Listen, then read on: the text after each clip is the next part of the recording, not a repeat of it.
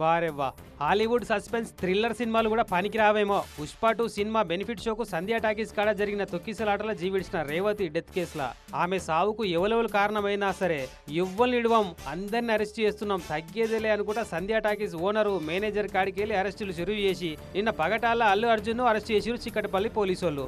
ఒట్టిగట్ల ఏదో ముఖం చూపెట్టి మళ్ళొస్తాడు కావచ్చు అనుకున్నారంతా. కానీ స్టేట్మెంట్ రికార్డు చేసుకొని గాంధీ దవాఖానకు వంటవై పానం మంచిగుందా ఏమన్నా తక్లీఫ్ ఉందా అని మొత్తం చెకింగ్ చేసి చక్కగా నాంపల్లి కొట్టుకు కొంటవైరిగా. ఇగాడ సర్కారు వకీల్కు బన్నెన్న వకీళ్లకు నడమ తగ్గ ఆఫర్ నడిచింది వాదులాట.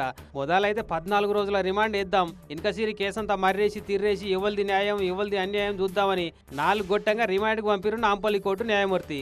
ఈ కథ ఎట్లా కొడుతుంది, ఆయనతో మావాడు లోపడి పోగాలని ముందే హైకోర్టులో క్వాష్ పిటిషన్ వేసిరు పుష్పరాజు వకీళ్లు. పొద్దికంగా 4:30కు హైకోర్టులో పోలీసుల తరఫున వాదించే పబ్లిక్ ప్రాసిక్యూటర్కు ఈ బన్నెన్న వకీళ్లకు నడమ మస్తు వాదనలు నడిచినాయి.